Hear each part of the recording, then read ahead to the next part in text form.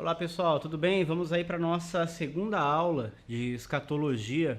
Na aula passada a gente deu uma introdução, né? Fez uma visão geral a respeito do assunto, né? E eu comentei a respeito das três colunas do estudo de escatologia, né? Que é a passagem de Mateus 24, Daniel, especificamente a profecia do Daniel 9, do 20 ao 27, e a base é o que vai dar a base para o livro do Apocalipse. Hoje a gente vai entrar especificamente dentro do estudo de Mateus 24, né? E para esse estudo vai ser legal a gente começar com ele fazendo uma leitura panorâmica do capítulo, né? Para a gente ter essa visão geral e organizar e entender muitas dessas informações. Além do Mateus 24, recomendo você também ler Lucas 21, que é que faz o outro capítulo que faz um resumo completo também. Na verdade, tem que juntar essas duas informações, né? Lucas 21 com Mateus 24 e Marcos 13. Então é muito importante que você faça uma leitura panorâmica. Hoje a gente vai fazer a leitura aqui do Mateus 24 para a gente poder se achar aqui no nosso estudo. Então vamos lá. Jesus saiu do templo e, enquanto caminhava, seus discípulos aproximaram-se dele para lhe mostrar construções do templo. Vocês estão vendo tudo isso? Perguntou ele. Eu lhes garanto que não ficará aqui pedra sobre pedra. Todas serão derrubadas. Tendo Jesus se assentado no Monte das Oliveiras, os discípulos dirigiram-se a ele em particular e disseram: Dize-nos, quando acontecerão essas coisas? E qual será o sinal da tua vinda e do fim dos tempos? Jesus respondeu: Cuidado, que ninguém os engane, pois muitos virão em meu nome dizendo: Eu sou o Cristo, e enganarão a muitos. Vocês ouvirão falar de guerras e rumores de guerras, mas não tenham medo. É necessário que tais coisas aconteçam, mas ainda não é o fim. Nação se levantará contra nação e reino contra reino. Haverá fomes, terremotos em vários lugares. Tudo isso será o início das dores. Então, eles os entregarão para serem perseguidos e condenados à morte, e vocês serão odiados por todas as nações por minha causa. Naquele tempo, muitos ficarão escandalizados, trairão e odiarão uns aos outros, e numerosos falsos profetas enganarão a muitos. Devido ao aumento da maldade, o amor de muitos se esfriará, mas aquele que perseverar até o fim será salvo. E quando esse evangelho do reino será pregado em todo o mundo como testemunho às nações, e então virá o fim. Assim, quando vocês virem o sacrilégio terrível, do qual falou o profeta Daniel no lugar santo, quem lê, entenda.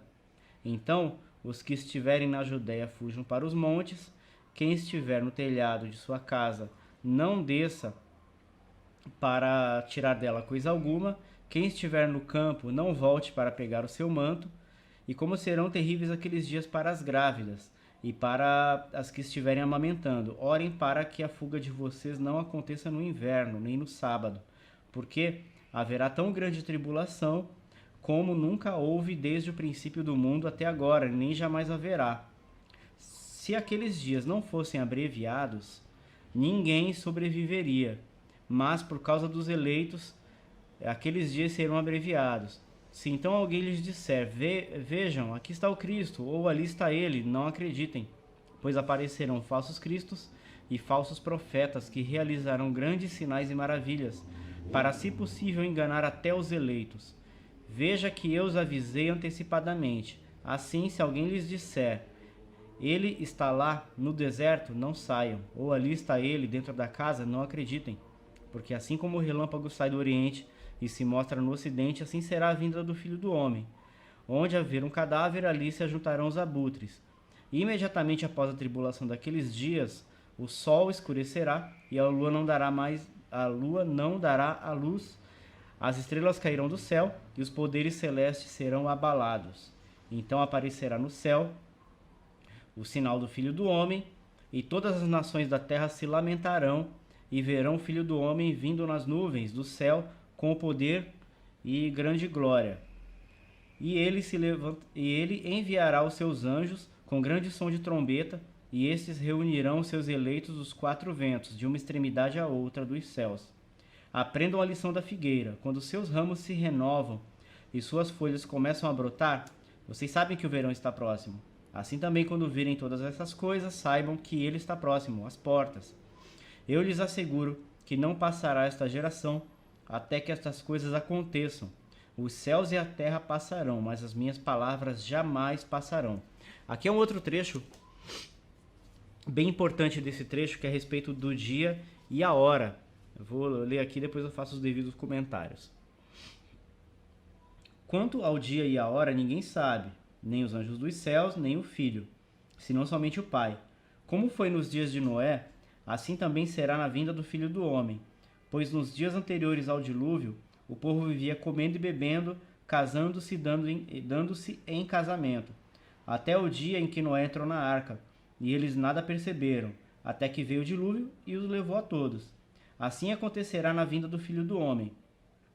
2 homens estarão no campo, um será levado e o outro deixado. 2 mulheres estarão trabalhando no moinho, uma será levada e a outra deixada. Portanto, vigiem, porque vocês não sabem em que dia virá o seu Senhor. Mas entendam isto: se o dono da casa soubesse a que hora da noite o ladrão viria, ele não ficaria de guarda e não deixaria ele ficaria de guarda e não deixaria que a sua casa fosse roubada. Assim, vocês também precisam estar preparados, porque o Filho do Homem virá numa hora que vocês menos esperam. Quem é, pois, o servo fiel e sensato a quem o seu Senhor encarrega dos de sua casa para lhes dar alimento no tempo devido? Feliz o servo que seu senhor encontrar fazendo assim quando ele voltar. Garanto-lhes que ele encarregará de todos os seus bens. Mas suponho que seu servo seja mau, diga a si mesmo: meu senhor está demorando. E então comece a bater nos seus conservos e a comer, a beber com os beberrões. O senhor daquele servo virá num dia que ele não espera, numa hora que ele não sabe. Ele o punirá severamente e lhe dará lugar com os hipócritas, onde haverá choro e ranger de dentes.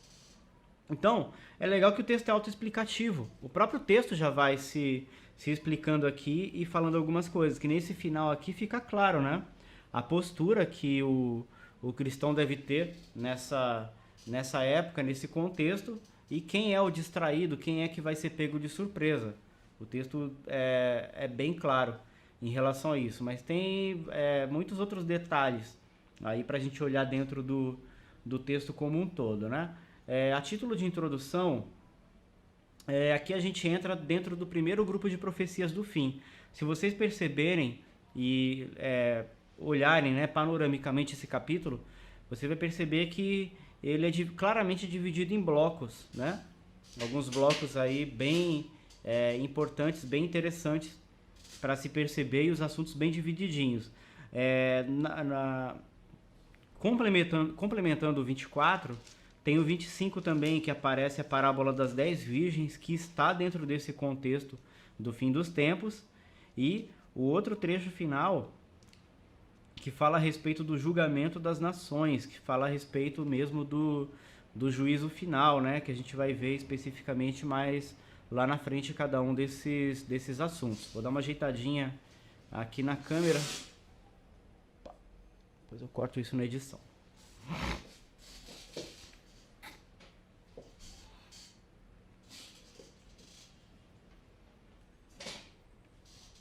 Vamos lá. Voltando, e a gente vai ver esse assunto especificamente lá na frente. Entrando dentro do Mateus 24, deixa eu começar a passar os slides aqui. Opa, ali é uma ceninha que eu vou colocar depois lá na frente. Muito bem. Qual o contexto, né, do capítulo de Mateus 24? Aqui a gente entra dentro do primeiro grupo de profecias a respeito do fim. Mateus 24, ele é a porta de entrada para o estudo das profecias das Escrituras. É uma passagem que é uma daquelas 3 principais colunas, né, que eu havia comentado com vocês na aula anterior, junto com Daniel e Apocalipse. Mateus 24 aponta para Daniel, e Daniel serve de base para o livro do Apocalipse. Dentro dessas 3 colunas, todas as outras profecias do final dos tempos, elas se encaixam. Então, conhecendo bem essas 3 passagens, esses 3 livros Você vai estar muito bem servido a respeito do contexto geral das profecias. Daí é você mesmo ir atrás de cada assunto, mas daí para frente você vai ser capaz de estudar sozinho. Esse é meu objetivo aqui, passar de uma forma que você seja capaz de estudar sozinho esse assunto, né? Qual o contexto, né, do livro de Mateus 24? O contexto dele está ali nos versículos 1 ao 3, né? O que está acontecendo ali? Essa era a última vez que Jesus ia ao templo. Porque se você observar, continuando aqui no Mateus capítulo 26, Mateus começa a retratar a conspiração para matar Jesus. Então dali para frente segue já o contexto da crucificação. Dentro desse contexto profético, então, é a primeira vez que Jesus ia dentro do templo. O templo tem um significado muito grande para ele, né? Tem até aquela passagem que ele bota os mercadores para correr. E tem bastante dado interessante aí também. Então essa era a última vez que ele ia ao templo, e ele seria crucificado alguns dias depois desse dia e dessa conversa que ele teve com os discípulos. O que estava acontecendo ali? Ele tinha acabado de ter uma discussão com os fariseus. Isso está registrado no capítulo 23, versículo 37, onde ele falou, isso ele falando para os fariseus, que eles não viriam até que o reconhecessem como Messias, uma clara referência à sua volta, né?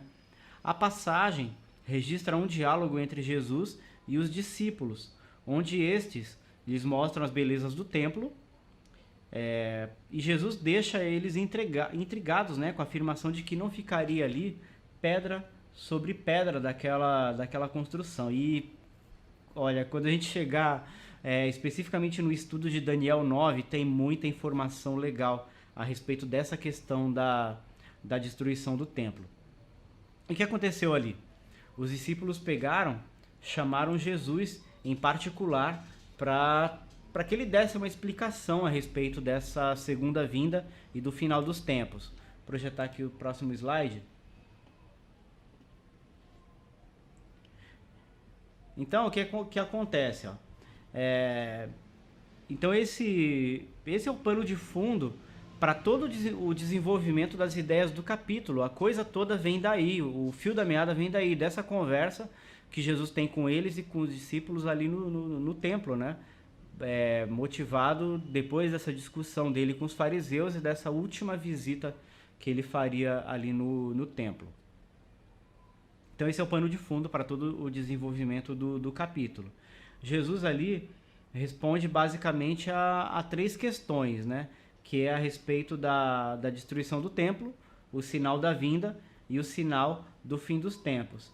Agora entrando especificamente aí no texto que está projetado aí dos slides, Mateus 24 é o resumo de toda a Bíblia a respeito dos eventos do fim, e ele é completado por Lucas 21 e Marcos 13. Leiam esses capítulos panoramicamente, é muito importante. Estas outras duas referências acrescentam informações em cima desse texto de Mateus 24, né? Lembrando que os evangelhos são relatos diferentes aí da vida de Jesus, mas que se completam. Nesse panorama, Jesus aponta a maneira que o mundo estaria quando a sua volta estivesse próxima, né? Ele mostra as principais características da humanidade relacionadas ao fim, conhecidas como os sinais do fim dos tempos. Um detalhe importante, a gente não vai necessariamente versículo por versículo, mas vamos analisar aí o Mateus 24 em cima dos blocos que ele apresenta para a gente. A gente vai dar uma visão panorâmica, porém já um pouco mais detalhada a respeito desse capítulo. É fantástico, é muito legal ele. Então vamos lá. Entre essas três principais características, né, se você perceber, o capítulo trata a respeito dos sinais do fim dos tempos. Esse é o assunto principal do texto de Mateus 24. Então Jesus está mostrando para eles, olha, lá na frente vocês vão saber identificar as próximas gerações, né, porque eles fatalmente não estariam vivos, mas já tratavam como fim dos tempos desde aquela época. Mas quando a volta estiver próxima, vocês vão perceber por causa desses sinais aqui. E que sinais que ele mostra, né? Entre essas principais características estão essas quatro aqui, né? As características religiosas que o mundo ia estar, as características políticas e militares, os fenômenos naturais e o comportamento da humanidade. E é bem pesado, né? A gente analisando esses pontos aqui. Dá pra ver meu mouse? Ah, legal que dá pra ver meu mouse na tela ali, dá pra apontar algumas coisas legais ali pra vocês. Entrando dentro das características religiosas, né? Como o mundo estaria religiosamente na época do fim, dentro e fora da igreja. Olha o que Jesus ressalta no texto de Mateus 24, e ele repete isso, a mesma ideia nos versículos 11 e no versículo 14. Olha que interessante isso. Ó. Como o mundo estaria religiosamente no tempo do fim. Jesus respondeu: cuidado que ninguém os engane, pois muitos virão em meu nome dizendo, eu sou o Cristo, e enganarão a muitos. Isso está lá no Mateus 24:4. Olha o que ele fala no 24:11. E numerosos falsos profetas surgirão e enganarão a muitos. Deixa eu dar uma olhadinha aqui como é que está o áudio, se está tudo ok. Esse evangelho será pregado em todo o mundo, como testemunho a todas as nações, e então virá o fim. Mateus 24:14. Uma reguladinha aqui. Fazendo como se estivesse fazendo no ao vivo, hein? Não vai ter muito corte não, a não ser coisa muito grotesca. Olha o que ele fala aqui nos versículos 24:14. E este evangelho do reino será pregado em todo o mundo como testemunho a todas as nações, então virá o fim. Ele ressalta essa questão dos falsos profetas e falsos cristos novamente. Ó. Se então alguém lhes disser, vejam, aqui está o Cristo, ali está ele, não acreditem. Pois aparecerão falsos cristos e falsos profetas, que realizarão grandes sinais e maravilhas para, se possível, enganar os eleitos. Vejam que eu os avisei. Assim, se alguém lhes disser, ele está no deserto, não saiam, e ele está ali dentro da casa, não acreditem. Porque assim, como o relâmpago sai do Oriente e se mostra no Ocidente, assim será a vinda do Filho do Homem. Deixa eu ver se isso aqui está no... Bom, o que acontece aqui? O que a gente conseguiu perceber dentro desses textos?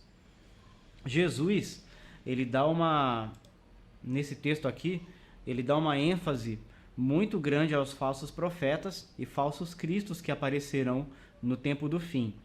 E é importante destacar que essas características elas vão se intensificar no tempo do fim, que é o que o contexto geral do capítulo deixa claro. Mas o que é legal da gente observar aqui dentro, analisando o próprio texto, provando isso dentro do próprio texto, é qual a diferença entre falsos profetas e falsos cristos. São coisas diferentes. Falsos cristos, normalmente eles aparecem dentro da igreja, assumindo-se como Messias. Fora das igrejas, desculpa. Falsos cristos, normalmente eles aparecem fora das igrejas, assumindo-se como Messias, né? Se auto-intitulando como Messias. Os falsos profetas, esses são bem perigosos, porque eles aparecem dentro das igrejas e normalmente introduzindo falsas doutrinas, que é o que caracteriza um cara que é um falso profeta.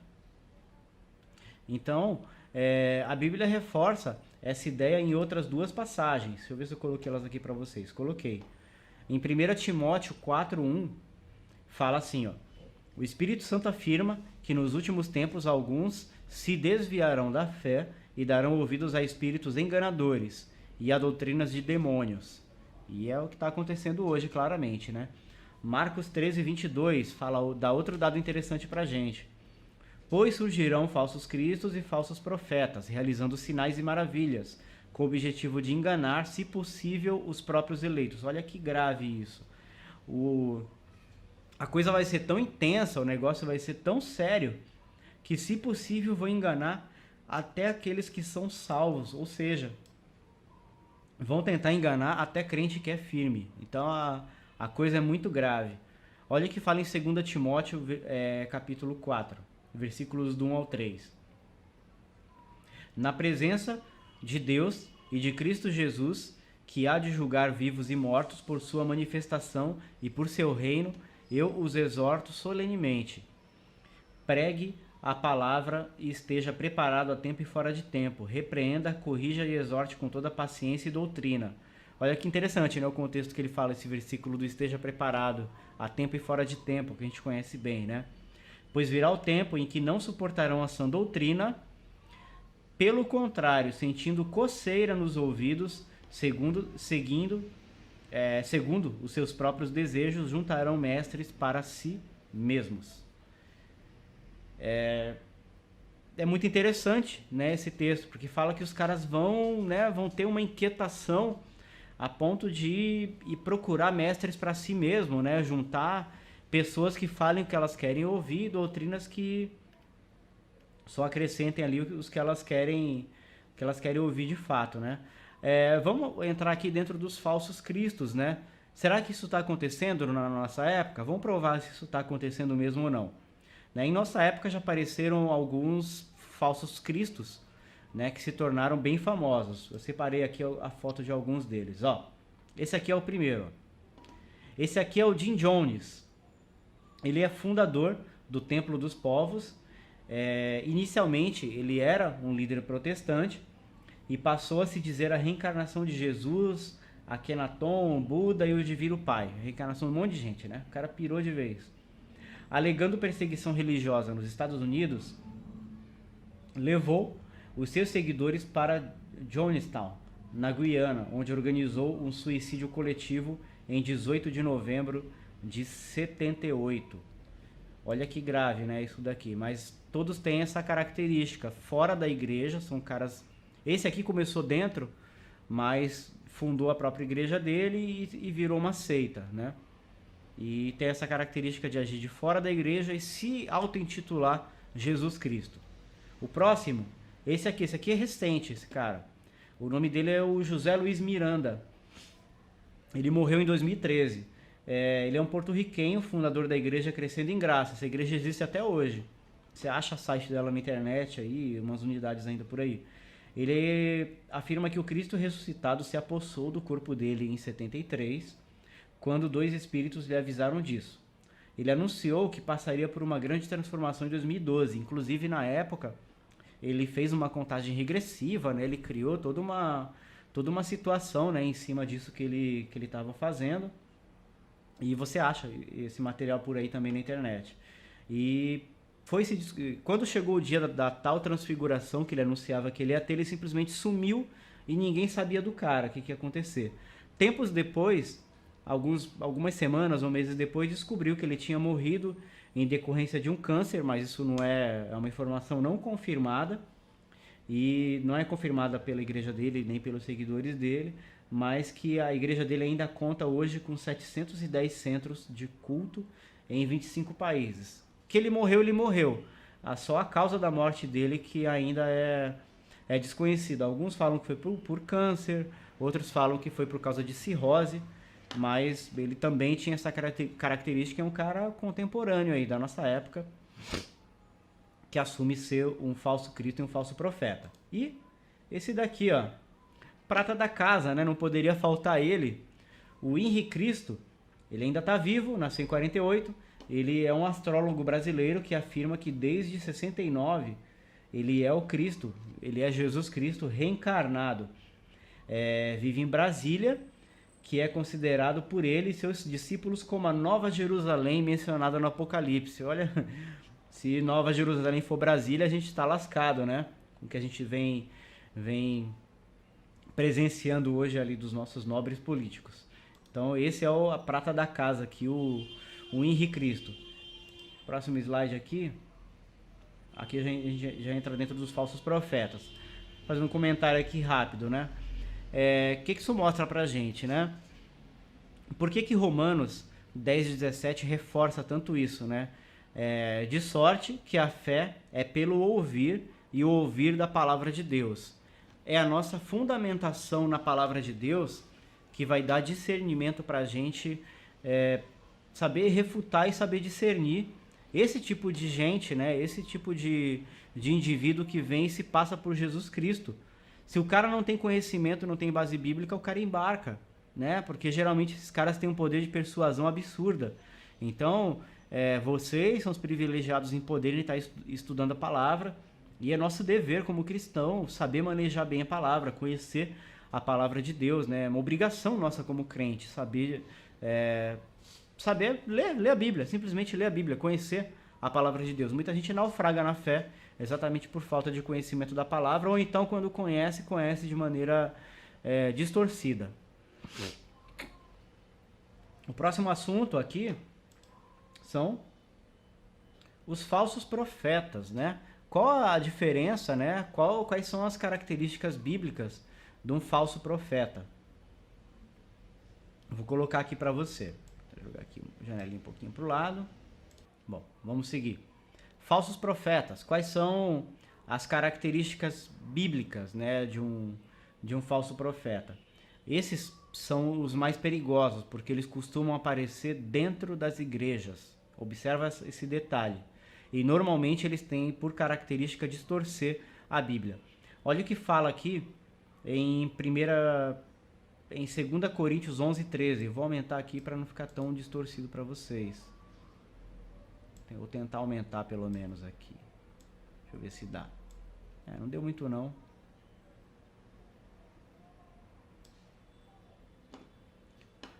Vamos lá, para ficar mais nítido aí no vídeo. Vamos lá, o que fala em 2 Coríntios 11, versículo 13? Porque os tais são falsos apóstolos, obreiros fraudulentos, transformando-se em apóstolos de Cristo. Olha o segundo texto que fala a respeito disso. Assim como no meio do povo surgiram falsos profetas, assim também haverá entre vós falsos mestres, os quais introduzirão dissimuladamente heresias destruidoras. A questão é, esses caras vão aparecer e não ia ser novidade nenhuma, né? A nossa questão é saber discernir quem é quem. Olha esse outro texto aqui, 1 João 4, versículo 1. Está projetado aí também para vocês no slide. Amados, não deis créditos a qualquer espírito, antes provai os espíritos, se procedem de Deus. Porque para ver se procedem de Deus, porque muitos falsos profetas têm saído pelo mundo afora. 1 João 4, versículo 1. Porque tais não servem a Cristo, nosso Senhor, e sim ao seu próprio ventre, e com suaves palavras e lisonjas enganam o coração dos incautos. Isso está em Romanos 16, 18. Então é uma característica gravíssima, né, essa questão dos falsos profetas. E a própria Bíblia, ela dá essas características. Então Jesus aqui, ele dá o cenário, olha, vocês têm que ficar esperto, vão aparecer muitos falsos profetas e falsos cristos. E é muito interessante que nas epístolas, aqui a gente pegou trechos das cartas de Pedro, João e Paulo, né? Romanos, João e Pedro, né? 1 João, Romanos e 2 Pedro e 2 Coríntios, que dão essas características. Como que vão ser esses falsos profetas? São desse jeito aqui que a gente acabou de ler. Outra característica muito grave a respeito do fim é essa aqui, ó. Cadê? Não cheguei a colocar nenhum slide a respeito disso. A respeito do sincretismo religioso. Isso aqui é muito grave. Por quê? A questão do sincretismo. Deixa eu ver se tem um pouquinho lá na frente. Não. A questão do sincretismo é muito séria. Porque em Apocalipse 2,14 fala o seguinte... Jesus repreende a igreja de Pérgamo por causa do falso ensino. Vou colocar aqui para você. Tem um trechinho aqui da Bíblia Online. Vou colocar aqui, Apocalipse 2,14. Olha que interessante esse texto, ó. Aqui. Ó. Aqui nesse contexto, ele está falando para a igreja de Éfeso, né? Olha o que ele fala a respeito. As 7 igrejas do Apocalipse são 7 igrejas que representam, na totalidade, a igreja de Cristo no final dos tempos. E olha o que fala aqui, no 2,14. No entanto, tenho contra você algumas coisas. Você tem aí pessoas que se apegam aos ensinos de Balaão, que ensinou Balaque a armar ciladas contra os israelitas, introduzindo-os a comer alimentos sacrificados a ídolos e a praticar imoralidade sexual. Nessa passagem aqui, que fala a respeito da doutrina de Balaão, isso aqui acontece lá em Êxodo, Números, não lembro agora exatamente. Deixa eu pegar aqui a referência certinho para passar para vocês.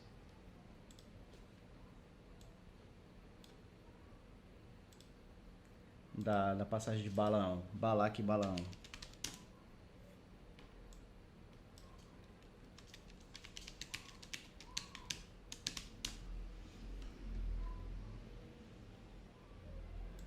A famosa passagem da jumenta de Balaão, né? Cadê referência?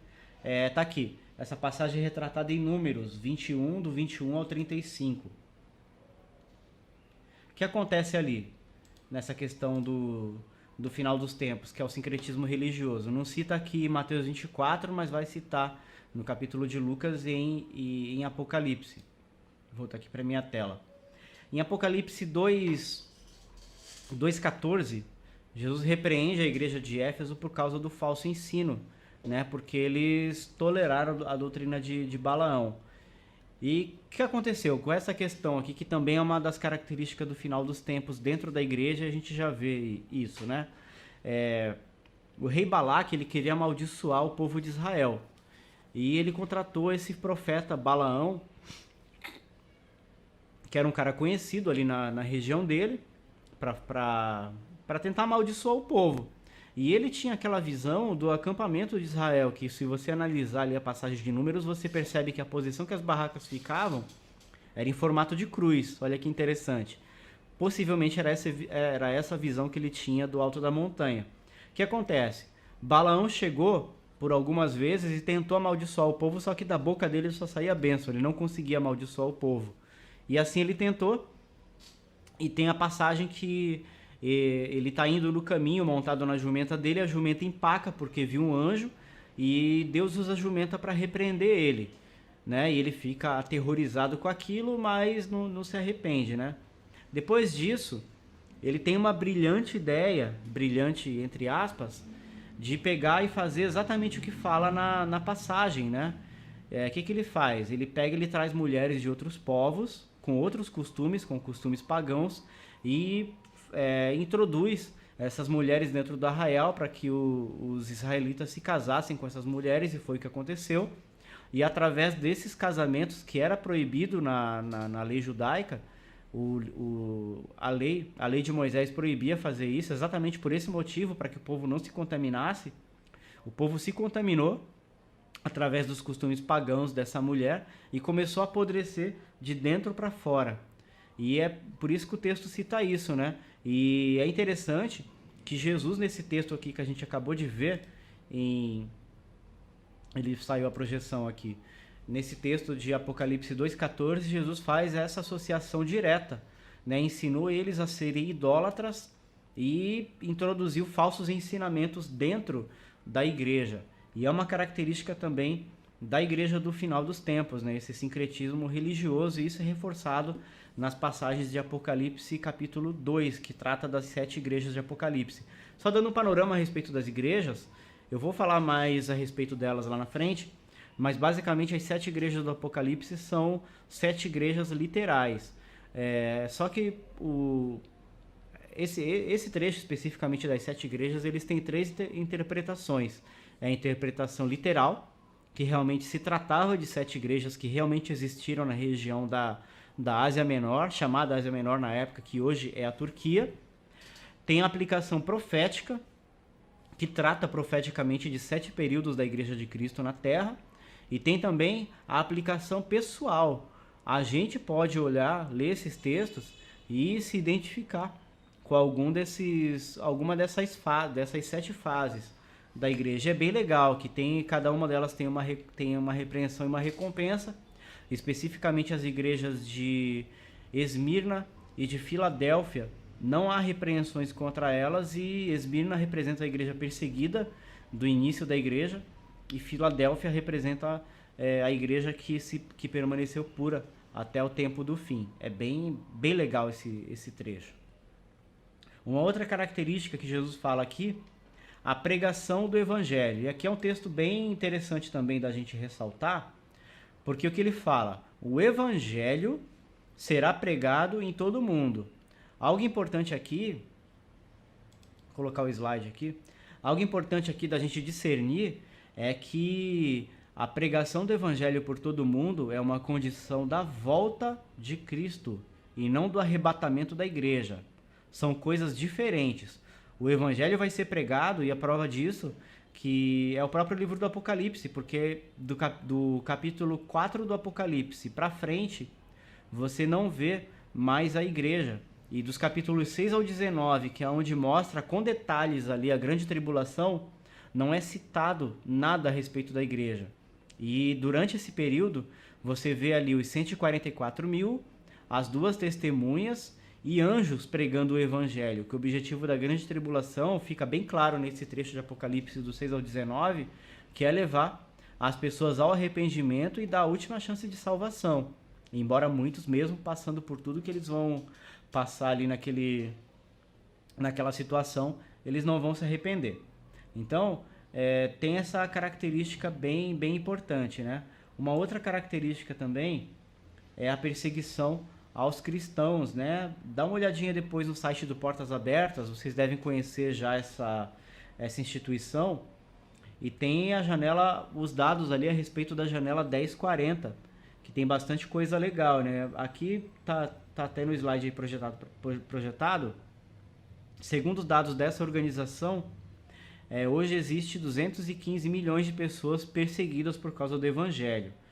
E a lista mundial de perseguição de 2017 traz outros números que merece uma atenção especial aí, né? Pelo 15º ano consecutivo, a Coreia do Norte ocupa o topo da lista.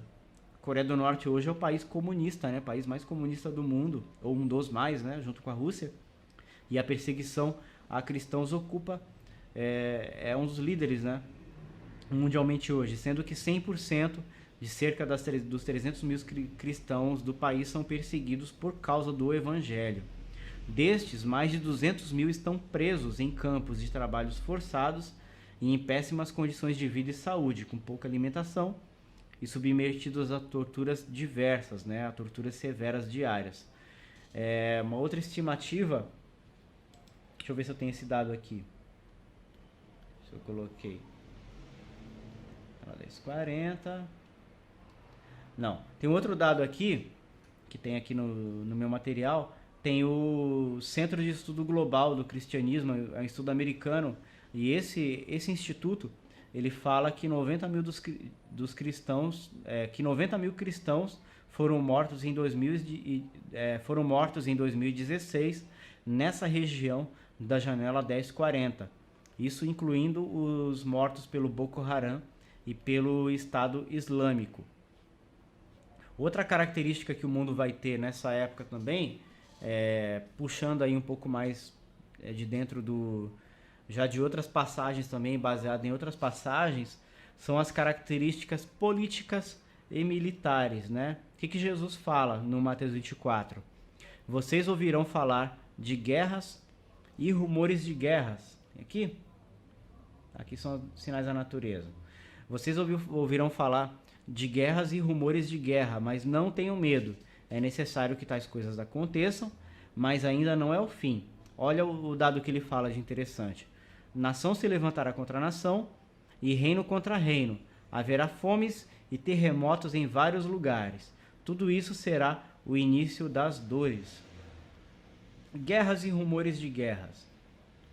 Que dado que a gente tem a respeito disso, né? No século XXI, o mundo foi apresentado pela primeira vez a guerra de proporções globais, né? Até então existiam muitas guerras regionais, mas no século XX tiveram as duas primeiras grandes guerras, né? E nesse contexto acontece algo muito interessante a ver com o povo de Israel, né? Por que a Primeira e a Segunda Guerra foi importante para Israel, né? Porque foi por causa da Primeira Guerra que criou-se todo o contexto para Israel voltar para sua terra. Eu vou entrar em detalhes disso no estudo a respeito de Israel.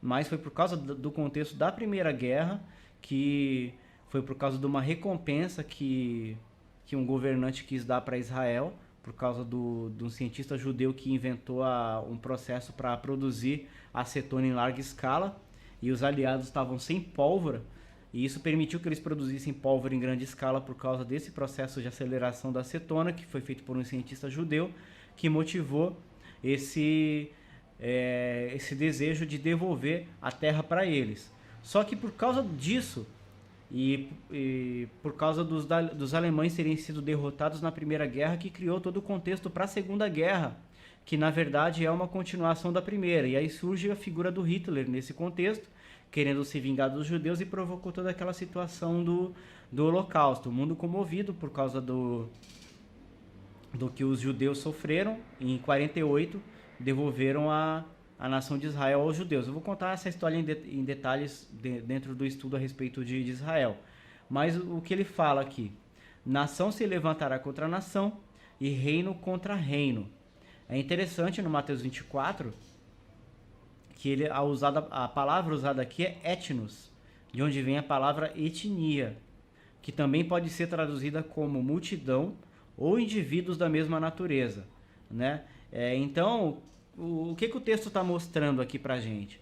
Que os conflitos, né, eles iam muito no fim dos tempos. Esses conflitos, além das guerras que atingiram proporções globais, né, e a tal terceira temida grande guerra é verdade, vai ter, né? Vai ter, e a gente vai ver, vai provar isso olhando os textos proféticos aqui. Mas o que acontece? Os conflitos agora são muito além de países contra países, mas de povo contra povo. Olha que interessante. Hoje a gente vê países divididos em guerra entre o seu próprio povo. No Brasil a gente não tem uma guerra declarada, né, de um lá e matar o outro, mas os números que a gente tem são números de guerra, né? E o que a gente vê aqui no Brasil hoje, essa polarização política, deixa claro isso, né? Tem familiar brigando com familiar por causa de posicionamento político. O cara fala que é para um esquerdista, o cara fala que é de direita, o cara já é motivo de ser desprezado. Para o direita, o cara fala que é esquerdista também. Mas a questão as famílias e o povo está claramente dividido. A gente vê isso, essa questão política, por exemplo, é muito forte aqui no Brasil, mas a gente vê isso também pelo mundo inteiro. Você observa, por exemplo, a postura da imprensa em relação ao Trump, por exemplo. Independente se você concorda ou discorda das ideias dele, você percebe assim as pessoas claramente divididas, né? Você percebe aqui no Brasil também isso claramente. Mas qual é a questão? O povo ia estar dividido contra o próprio povo. E é uma coisa muito mais íntima, muito mais intrínseca do que uma nação contra a outra, né? E muito mais nociva também, né? O povo do próprio país dividido entre o povo do próprio país. É bem interessante a gente observar isso com a ótica do contexto profético. E até uma coisa interessante pra gente aqui, não tem a bandeira azul e não tem a bandeira vermelha. A nossa ótica é a ótica do céu. Eu falo que a gente não deve ser nem de esquerda e nem de direita, mas a gente deve ser do alto. A nossa visão a respeito de todo esse contexto político e toda a visão de vida mesmo deve ser com o prisma da palavra de Deus. E o que a palavra fala? Conhecereis a verdade e a verdade vos libertará. Tem muita ideia sendo propagada por aí, mas tem muita ideia que faz sentido logicamente, tem um raciocínio lógico que faz sentido, porém é baseado numa mentira. E como é que você vai ser capaz de discernir isso? Pela palavra de Deus, pelo poder do Evangelho. O Evangelho é que vai abrir a tua mente para discernir a respeito disso. Então, tenha essa visão de discernir tudo o que está acontecendo pela ótica bíblica, pela luz do Evangelho. Conhecereis a verdade e a verdade vai libertar você. Então, essa é a nossa ótica. Não levante bandeira vermelha, não levante bandeira azul, mas seja da bandeira de Cristo. Isso que o texto ensina pra gente aqui e que é bem importante. É uma notícia aqui, ó, de 21 de outubro de 2016. Olha que interessante, ó.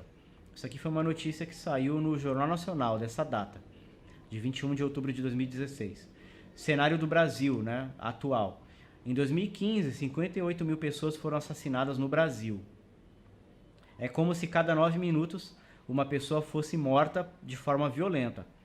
O Fórum Brasileiro de Segurança Pública, que fez o cálculo trágico, afirma que morre mais gente assassinada no Brasil do que em países que estão de fato em guerra. Na Síria, por exemplo, em 4 anos morreram 256 mil pessoas. No Brasil, no mesmo período, quase 279 mil. Olha isso, 279 mil pessoas morreram no Brasil e na Síria morreram 256 mil. Na Síria, que é um país que está em guerra declarada. E é muito grave, é muito sério isso, né?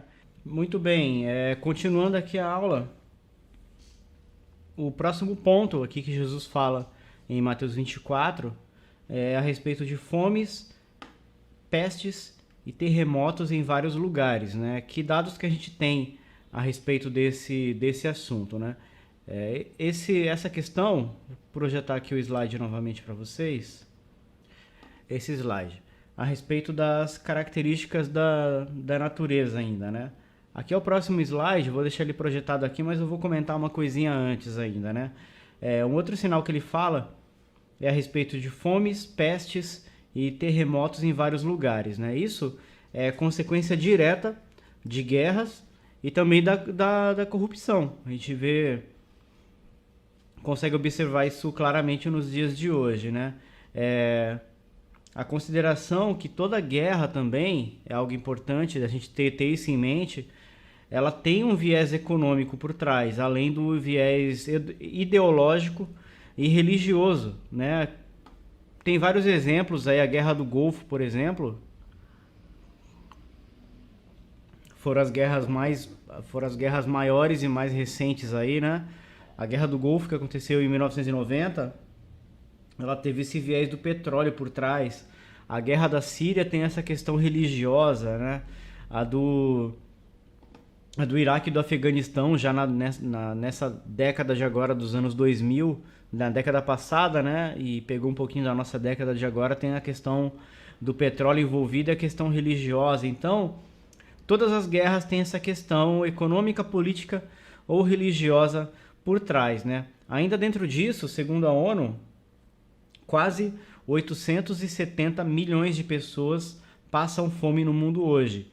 Esse dado foi de janeiro de 2016, né? A tendência é ter aumentado isso daí. Esse dado está numa reportagem também da revista Isto É, que eu peguei aqui. A outra característica, né, que agora sim vai entrar na projeção do slide, sinais da natureza. Que sinais são esses que Jesus fala que vai acontecer, né? Em Marcos 13, versículo 25, fala isso de forma um pouco mais detalhada. Olha que interessante. Como é que fala em Marcos 13, 25? As estrelas cairão do céu e os poderes do céu serão abalados. Sabe o que tem de interessante aqui nesse trecho? Fala o seguinte: a palavra usada para estrela no grego é aster, de onde vem a palavra asteroide. Interessante, né? Tem um aplicativo muito interessante que eu uso, não sei se eu comentei isso na primeira aula, pegar o nome dele aqui, que ele é um aplicativo para o Android, eu não sei se ele tem para o iOS, mas ele é muito, muito legal. Ele é Bíblia Strong, o nome dele. Ele tem um íconezinho amarelo, tem um ômega na capinha dele. E ele é uma versão da João Ferreira de Almeida com a concordância Strong nele. É só você clicar e você vê o significado das palavras. É de lá que eu tiro muitos dos significados das traduções aqui no grego e no hebraico. É muito, muito bacana esse aplicativo e fácil de usar. Então, a palavra usada aqui para estrela no grego é aster, da onde vem a palavra asteroide. E indo lá para Apocalipse 8, versículo 8, olha que interessante, está até projetado aí no slide também. Olha que legal que fala. O segundo anjo tocou sua trombeta, e algo como um grande monte em chamas foi lançado ao mar. 1/3 do mar transformou-se em sangue. Morreu 1/3 das criaturas vivas do mar e foi destruído 1/3 das embarcações. É muito doido isso, né? Porque o que ele fala aqui? Algo como um grande monte em chamas foi lançado ao mar. Claramente aqui, João está vendo um asteroide, né? Que pode se parecer com um grande monte sendo lançado ao mar? E é uma pancada tão grande que destruiu aqui 1/3 das embarcações. Então, o que que fala, né? Apocalipse 8:8 fala isso. Imagina João tendo essa visão, né, de um monte caindo no mar, e ao que tudo indica foi um asteroide que ele viu. Tem uma reportagem aqui, esse eu vou projetar o link para você. Aqui. Vou colocar no navegador, que é uma reportagem da Super Interessante, falando a respeito da simulação, como seria a simulação de um asteroide caindo na Terra hoje. Estou projetando aí na tela para vocês verem também. Olha aqui, o que aconteceria se um asteroide caísse no oceano hoje, né? Vou fechar aqui a publicidade. Aqui, ó. Eu vou ler aqui. Cientistas do Laboratório Nacional de Los Alamos, nos Estados Unidos, criaram simulações que mostram como seria o impacto de um asteroide em um oceano. Para entender a importância disso, basta lembrar que 70% do nosso planeta é coberto por água, e caso um asteroide caia aqui, as chances de que o impacto seja na água são mais altas do que o impacto com a Terra. É interessante que por eliminação a gente consegue até saber onde que possivelmente esse monte vai cair, mas eu não vou falar nessa aula, vou falar em outras aulas lá na frente. É uma projeção muito legal da gente ver. Voltando aqui para a reportagem, deixa eu colocar a minha telinha lá para vocês também. Navegador. Pronto, vou colocar aqui em cima da menininha aqui, ó. Vocês me verem também. Vamos lá. 70% do planeta é água. Com computadores de ponta, eles simularam aqui a trajetória que possivelmente esse imenso meteoro faria. Esse dado aqui que interessa pra gente, ó. De acordo com os pesquisadores, se a rocha caísse a 20 km de qualquer costa, seu impacto provocaria ondas de ar com força semelhante à de um furacão. Olha que coisa interessante. Outro possível problema é que esse tipo de colisão poderia causar tsunamis gigantescos. No entanto, os cientistas apontam que a criação de ondas gigantescas depende de como a energia cinética da rocha é transferida para a água. Mas não são apenas as pessoas que moram perto do litoral que seriam prejudicadas pelo evento, né? Tem sempre aquela história de que São Vicente falou muito, né? Santo São Vicente, que vai vir um tsunami, né? Não sei o quê. Mas é bem provável que toda a costa americana, tanto da América do Norte, Central e América do Sul, sejam atingidas por um possível meteoro desse. Muito, muito provável, né? Baseado até nos textos de Apocalipse e por eliminação, baseado nos dados bíblicos. A gente consegue chegar a essa conclusão. Mas olha que falam, são apenas pessoas do litoral que seriam prejudicadas. Os pesquisadores previram que o impacto de um asteroide com 250 metros de largura poderia vaporizar 250 megatons métricos de água. O problema disso é que todo esse vapor seria levado para a atmosfera, provocando mudanças drásticas no clima. Sabe o que é interessante? Poderia criar essa energia aqui de 250 megatons. Sabe a bomba atômica, a bomba de Hiroshima? Ela tem 3 megatons. Tinha, né, 3 megatons. Olha que coisa absurda que isso pode causar, né? E a Bíblia fala, isso vai acontecer. João viu esse imenso meteoro caindo, né, na Terra e provocando toda essa catástrofe em proporções globais, né? E realmente a gente vê isso em Apocalipse e profeticamente isso vai acontecer. Outro dado, né, que Jesus fala: haverá grandes terremotos, fomes e pestes em vários lugares, e acontecimentos terríveis e grandes sinais provenientes do céu. É outro texto aqui bem interessante, ó, que fala em Lucas 21, reforçando essa passagem. Haverá sinais no sol, na lua e nas estrelas. Na terra, as nações ficarão desesperadas com medo do terrível estrondo do mar e das ondas. Muitas pessoas desmaiarão de terror, preocupadas com o que está sobrevindo às populações do mundo, pois os poderes do espaço sideral serão abalados. Isso aqui, ó, haverá sinais no sol, na lua e nas estrelas. Na terra, as nações ficarão desesperadas com medo do terrível estrondo do mar e das ondas. Pra gente ter uma noção disso aqui, olha esse vídeo aqui do tsunami do Japão. Olha que coisa terrível.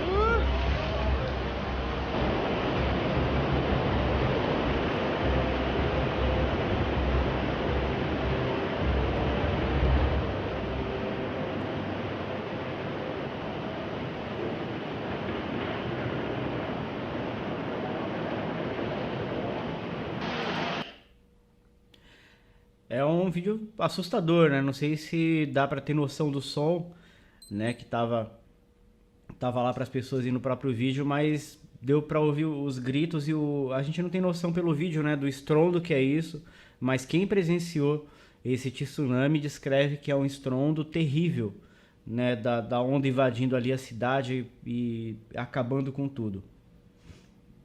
Algo muito importante da gente observar isso. Sinais no sol, na lua e nas estrelas. É outro dado que Jesus fala também em Mateus 24. O texto é sucinto, né, em apenas falar a respeito de sinais provenientes do céu. Ainda assim, esse texto não dá nenhum embasamento para justificar ufologia. Isso é importante, né? Pelo contexto aqui, Jesus está se referindo a respeito de catástrofes mesmo, né? De meteoros, algo nessa linha. Não é de maneira nenhuma uma base para justificar qualquer doutrina voltada para a ufologia. Então, analisando o contexto, a gente percebe que ele está se referindo a respeito disso, né? Então, mesmo que aconteça algo sobrenatural relacionado a isso diante dos nossos olhos, a gente já está bem esperto e avisados a respeito dessa questão da ufologia. O cientista Adalto Lourenço é um cientista cristão muito, muito gabaritado, e ele comenta uma coisa muito interessante, que ele fala, olha, existe a possibilidade de ter vida em outro planeta? É muito difícil. Existe, só que ninguém até agora provou a respeito disso. Um outro dado, a Terra é formada por uma complexidade de gases tão grande que torna praticamente impossível vida em outro planeta, apesar da gente viver numa galáxia com um tamanho infinito, assim, com um tamanho gigantesco. É finito, né? Mas é outro assunto aí, não a ver com o nosso contexto. Mas ele fala isso, ele tem muitos estudos a respeito disso, é um cara legal de vocês assistirem o material dele. Mas a questão isso aqui não é embasamento para ufologia, esse texto aqui de Lucas 21, de maneira nenhuma. Outro dado interessante é que a Bíblia, para pensar, a Bíblia relata que o sacrifício de Jesus Cristo, o sacrifício e a ressurreição dele é a maior coisa que aconteceu no universo. E ele está relacionado ao homem e à terra, né? Todo esse acontecimento. Então é mais um dado já do ponto de vista espiritual para a gente crer que realmente não há vida em outro planeta, biblicamente falando, por causa desses dados, principalmente por causa do próprio dado da cruz, né? Todo o sacrifício de Cristo, toda a morte, todo o processo de redenção é voltado para o homem e contextualizado na Terra. Isso é algo bem importante para a gente pensar nisso. Um outro dado que ele dá aqui, sinais no Sol e na Lua e nas estrelas, pestes em vários lugares, né? Tem mais um artigo aqui da Super Interessante a respeito das epidemias. Eu vou projetar aqui, só para a gente olhar mais por curiosidade. Não sei se eu vou chegar a ler tudo. Abrir mais uma abinha aqui no navegador e jogar para a gente aqui ver isso.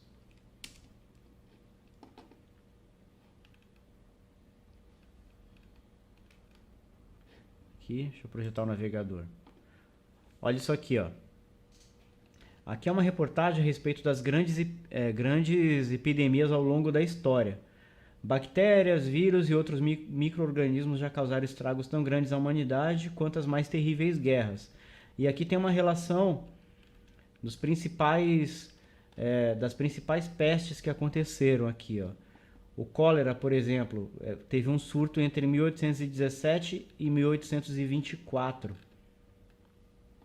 Né? Aqui fala a respeito de tudo que provocou. Deixa eu ver se fala. Fala logo aqui, ó.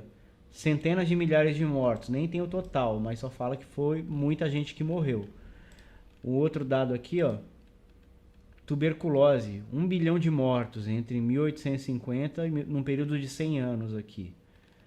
Outra doença, varíola, 300 milhões de mortos entre 1896 e 1980.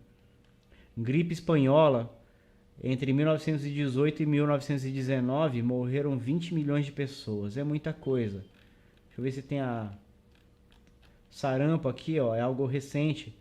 Até 63, morriam 6 milhões de pessoas por ano por causa de sarampo. Malária, a AIDS aqui, ó. A AIDS assola a humanidade até hoje. Olha aqui, 22 milhões de mortos desde 1981, quando começou a aparecer os primeiros casos de AIDS, que o pessoal acredita que começaram a aparecer nos Estados Unidos. Aqui, ó, história. A doença foi identificada em 81 nos Estados Unidos e desde então foi considerada uma epidemia pela Organização Mundial da Saúde. A AIDS de lá para cá matou já mais de 20 milhões de pessoas. São todos dados assim que reforçam. Por que eu estou mostrando tudo isso? São informações que reforçam o que Jesus falou em Mateus 24. Né? O câncer mesmo, né, no Brasil. Atualmente 8,2 milhões de pessoas morrem por ano de câncer no mundo. No Brasil foram registrados 189.454 mortes por câncer, isso em 2013, segundo dados do INCA. É muita coisa, né? A respeito disso. Tem um outro dado aqui a respeito dos maiores terremotos da história. Todos esses links aqui eu vou mandar no material para vocês olharem. Olha esse outro dado aqui a respeito dos maiores terremotos da história. E tem uma peculiaridade bem interessante a respeito deles, ó. Ficou essa página, esse banner aqui do UOL gigante. Como é que eu tiro esse negócio? Tá me atrapalhando.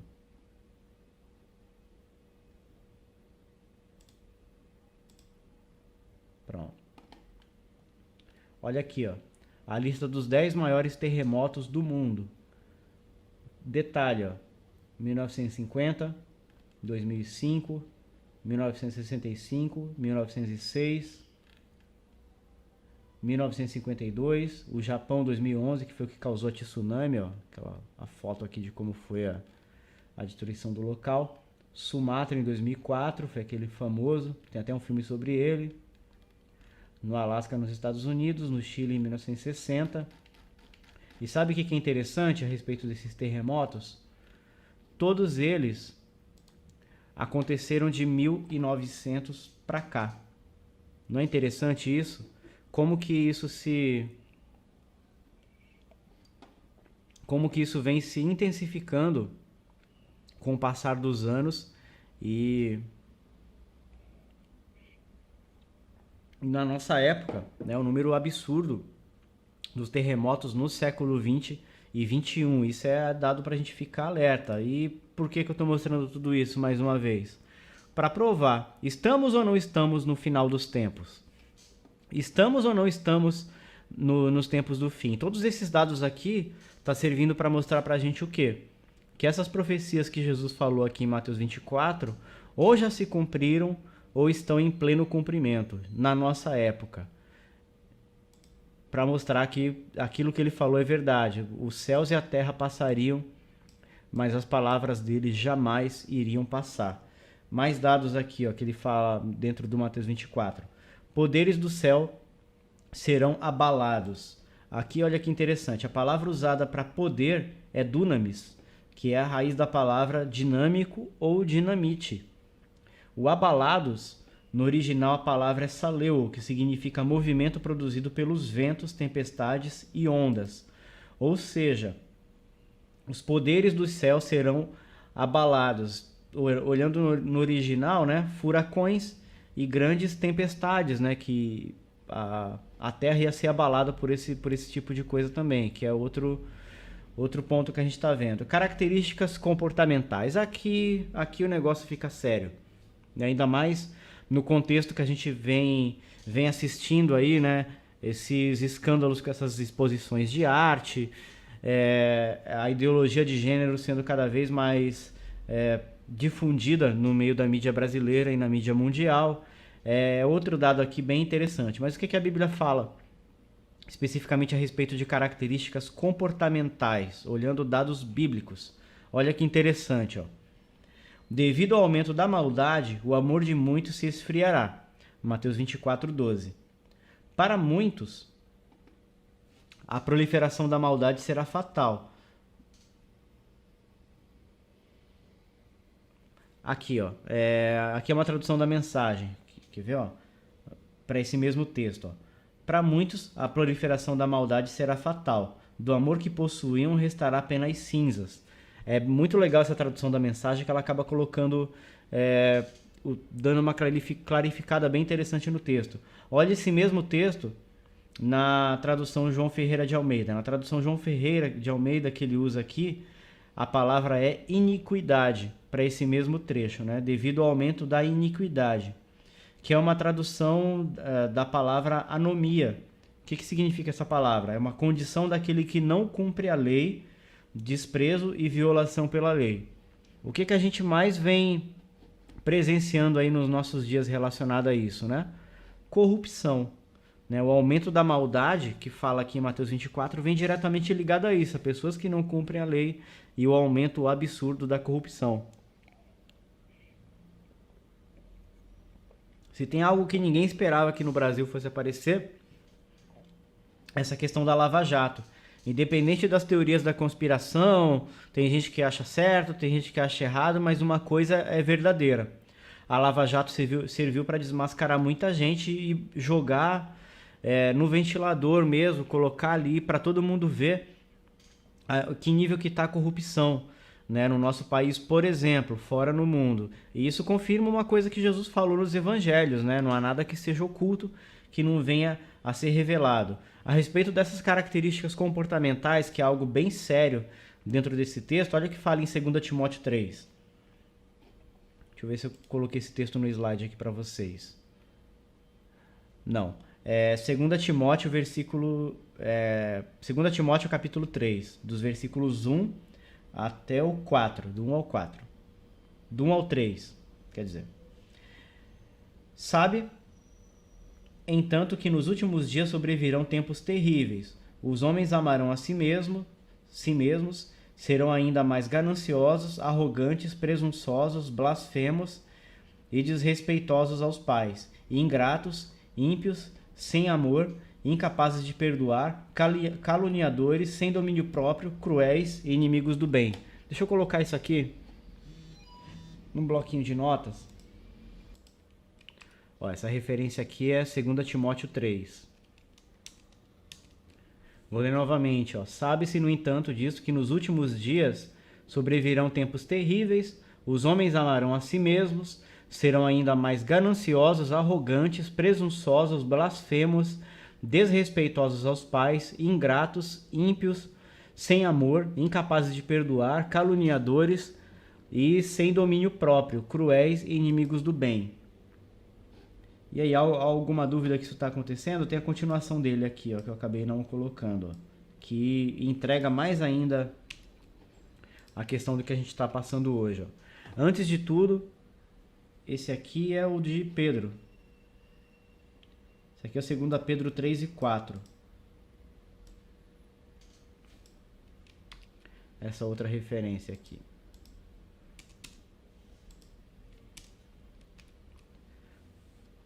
Vocês conseguirem anotar aí também. Aqui é 2 Pedro 3 e 4, a respeito das características comportamentais. Olha que grave isso. Antes de tudo, saibam que nos últimos dias surgirão escarnecedores zombando e seguindo suas próprias paixões. Eles dirão: o que houve com a promessa da sua vinda? Desde que os antepassados morreram, tudo continua como desde o princípio da criação. E esse trecho é muito interessante, né? O que houve com a promessa da sua vinda? O que isso sugere para você? As pessoas zombando da palavra de Deus, né? E o que mais a gente vê hoje. Um dos objetivos, né, de Satanás, a gente entende que a nossa luta não é contra a carne ou sangue, mas sim contra principados e potestades. E o que mais a gente vê no mundo? São as pessoas tentando fazer a Bíblia cair em descrédito, descredibilizar a palavra de Deus. E a gente vê isso claramente aqui, as pessoas zombando da segunda vinda de Cristo. Pô, vai voltar mesmo?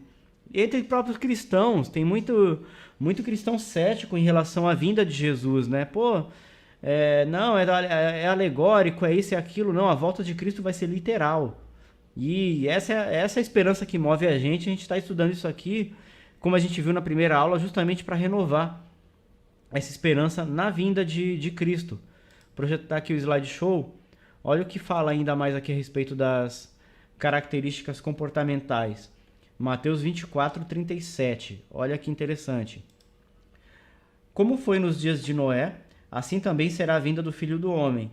Pois nos dias anteriores ao dilúvio, o povo vivia comendo e bebendo, casando-se e dando-se em casamento até o dia que Noé entrou na arca. E ele compara os dias que a gente vive hoje aos dias da época de Noé. A questão é, como eram os dias de Noé? Olha Gênesis 6, o que fala. Gênesis capítulo 6, do 5 ao 12, está projetado no slide também, né?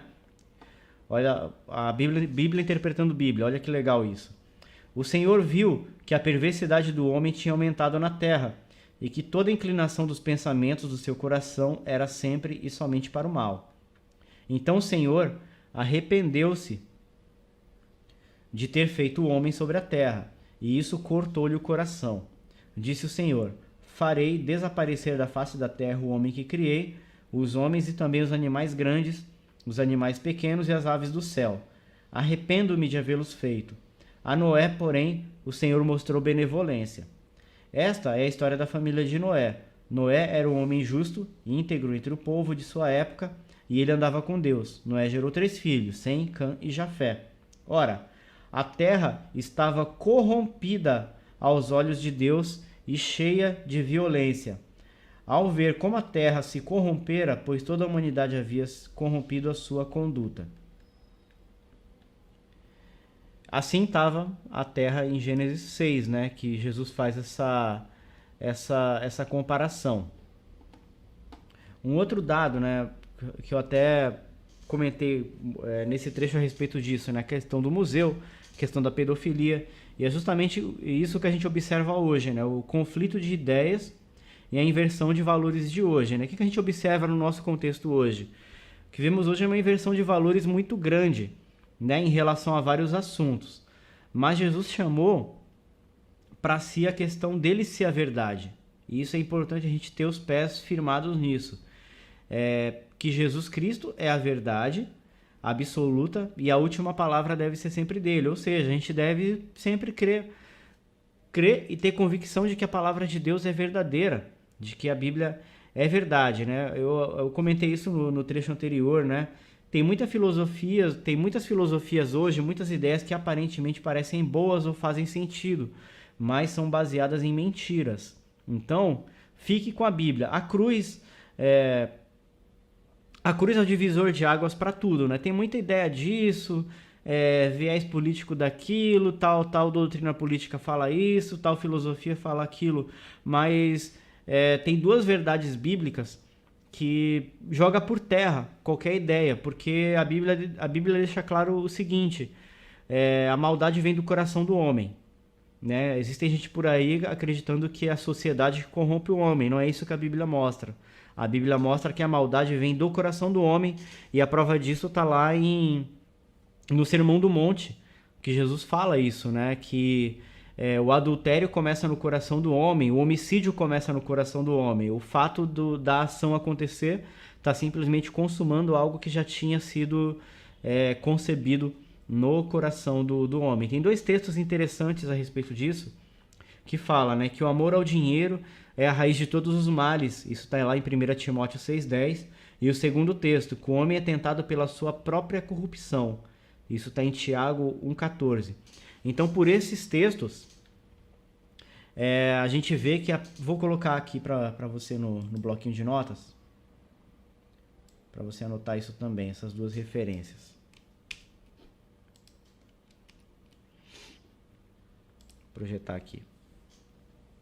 Esses dois textos, o amor e o dinheiro é a raiz de todos os males, e o homem é tentado pela sua própria corrupção. O que esses dois textos mostram para a gente? Que a gente vê que a principal característica da humanidade no fim é o fato dela estar corrompida espiritualmente. Não é a questão social, ideológica, etc, etc.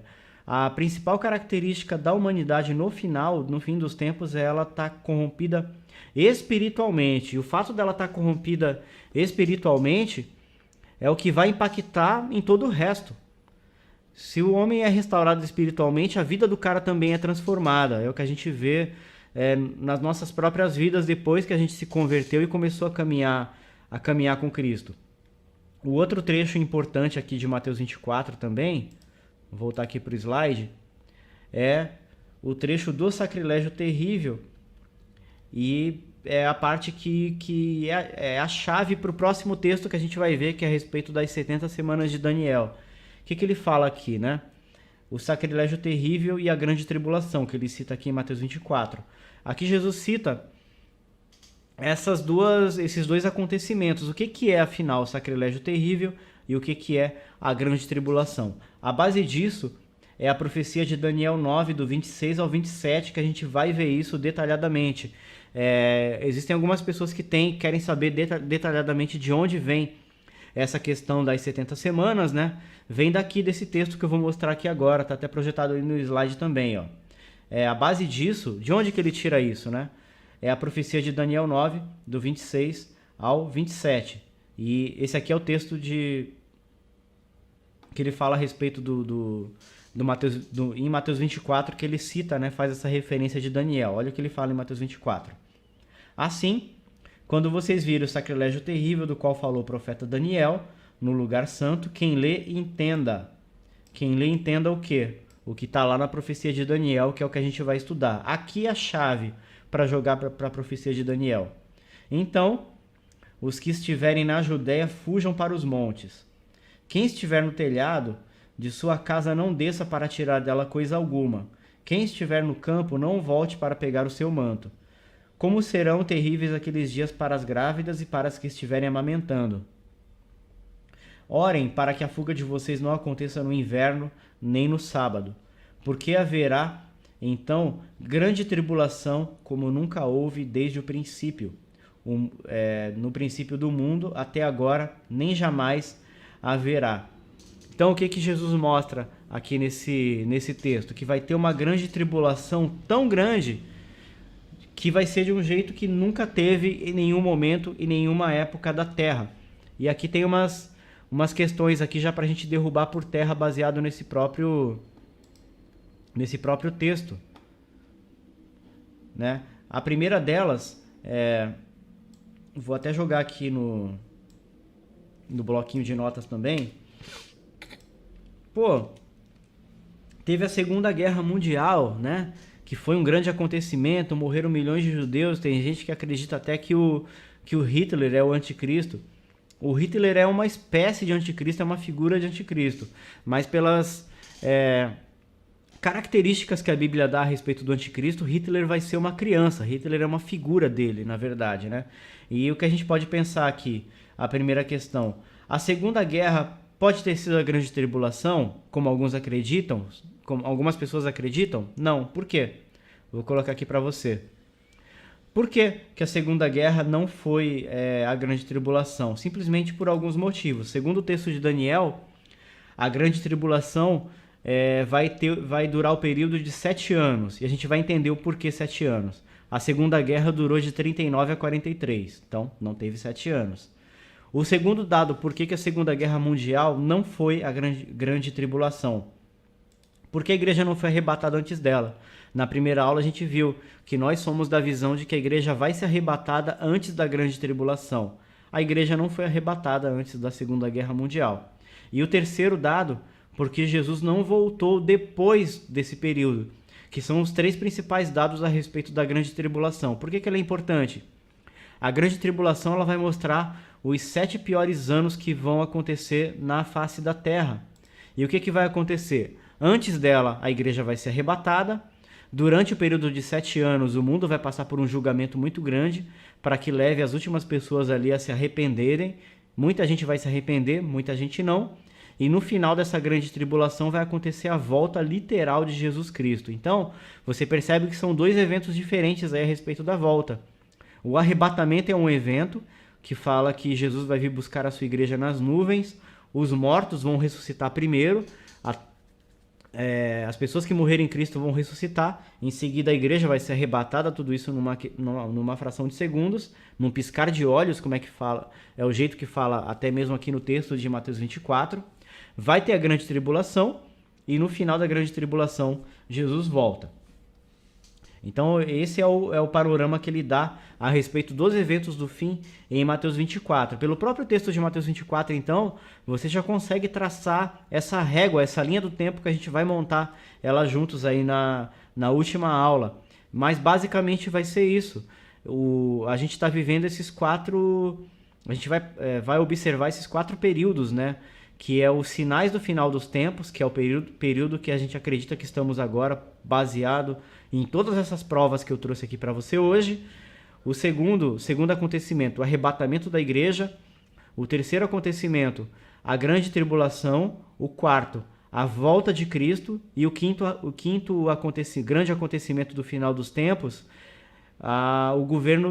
o milênio, o governo de 1000 anos literais de Jesus Cristo, e depois disso o juízo final mesmo. São 6 eventos, 7 até, né? Eu não cheguei a citar Nova Jerusalém, nada disso. Mas são pelo menos esses 6 eventos que a gente tem que saber a ordem deles, e dentro desses 6 eventos é que vão se encaixar toda essa questão de Israel, anticristo, igreja, e a gente vai organizar informação por informação. Então, um dos intuitos de Mateus 24 é ajudar a gente a organizar essas informações aqui. Tem mais coisa? Tem. É um texto longo, né? Ele fala aqui a respeito ainda de alguns acontecimentos, né? Jesus ainda fala da sua volta e do arrebatamento da igreja. Isso já em Mateus do 24 pro 25, né? E após tudo isso ele cita especificamente o dia da sua volta, né? Qual outro dado aqui, né? Eu acabei projetando aqui o próximo slide, mas antes disso eu tenho mais um comentário aqui importante, né? Após isso ele cita especificamente o dia da sua volta, depois de todos esses dados que a gente viu. E qual o dado que é importante a respeito da volta dele? É que todos verão a volta dele. A volta literal de Cristo, todo mundo vai ver. E hoje a gente vê que é possível que isso aconteça, né? Através de smartphones ou alguma outra tecnologia que vai ter na época, né? No final desse capítulo, na parte final do capítulo, Jesus também introduz a respeito do arrebatamento, que a gente vai falar em uma aula específica somente sobre o arrebatamento, que é um assunto importantíssimo para a gente saber a respeito dos detalhes. E aqui, os 2 últimos sinais importantes a respeito do final dos tempos, que é bem legal da gente saber. O primeiro deles é o cerco militar a Jerusalém. Está aqui no slide, né? Olha o que ele fala a respeito de Jerusalém. Quando virem Jerusalém rodeada de exércitos, vocês saberão que a sua devastação está próxima. Pesquisem a respeito de como está a questão militar em Jerusalém hoje. Você vai perceber que esse cenário já está praticamente pronto para que isso aconteça. Quando virem Jerusalém rodeada de exércitos, vocês saberão que a sua devastação está próxima. A Unesco recentemente tirou a autoridade de Israel sobre a cidade de Jerusalém. Esse é outro dado bíblico, né? E olha o que fala aqui. Então, os que estiverem na Judéia fujam para os montes, os que estiverem na cidade saiam, e os que estiverem no campo não entrem na cidade, pois esses são os dias da vingança, em cumprimento a tudo que foi escrito. E é interessante que a posição que os judeus estão hoje, ali na Terra Santa, na terra onde eles estão, a única possibilidade deles escaparem a qualquer cerco vai ser fugir para as montanhas. e é justamente a descrição que esse texto dá. É muito, muito interessante isso, né? E Jesus encerra o texto aqui em Lucas 21, 33, que ele fala, né? As palavras dele jamais passariam. E é o que fala em Lucas 21, 33, desculpa. Fala aqui: os céus e a terra passarão, mas as minhas palavras jamais passarão. Por mais que tentaram ao longo da história, nunca conseguiram destruir a Bíblia, né? O cumprimento de mais essa profecia. A Bíblia é um dos livros mais perseguidos do mundo. Vários países tentaram destruir. Na União Soviética era proibido entrar com Bíblia. Tem até a história daquele evangelista, o irmão André, que ele conta algumas histórias dele entrando com Bíblia na União Soviética, que é o conhecido traficante de Bíblia, né? E é muito grave essa questão. E o último tópico aqui para a gente ver, né? Esse não está no slide. Estejam alertas, né? Qual a lição que a gente pode tirar de tudo isso? Qual a lição que a gente pode tirar de ter visto todos esses dados, né? Ter visto essa aula tão longa a respeito desse texto, né? Jesus fala isso daqui, ó. Vou colocar no bloquinho de notas. Aprendam a lição da figueira. Quando seus ramos se renovam e suas folhas começarem a brotar, vocês sabem que o verão está próximo. Assim também, quando virem todas essas coisas, saibam que ele está próximo às portas. E o que esse texto todo, o que tudo isso ensina pra gente? A gente não sabe nem o dia e nem a hora. Acredito que nem seja sadio que a gente saiba disso. Mas pelos sinais, a gente vai saber identificar quando tudo isso vai estar próximo. E a intenção de mostrar tudo isso é mostrar que por todas essas provas, todos esses dados de reportagens, dados estatísticos, é mostrar que realmente essas profecias ou já se cumpriram ou estão se cumprindo a respeito dos sinais do final dos tempos e que a volta de Jesus está próxima, né? Tudo isso serve para trazer esperança para a gente, porque a vinda de Jesus está muito, muito próxima quando a gente pega para estudar e ver a respeito desses detalhes. Então, até a próxima aula. Esses foram os sinais do fim dos tempos, né? Tem muita informação bacana para a gente ver dentro de Mateus 24 e Lucas 21. Façam a leitura panorâmica, principalmente desses dois capítulos, Mateus 24 e Lucas 21, e você vai conseguir juntar esses dados aí e organizar essas informações baseado nesse estudo que a gente acabou de ver. Então, até a próxima aula.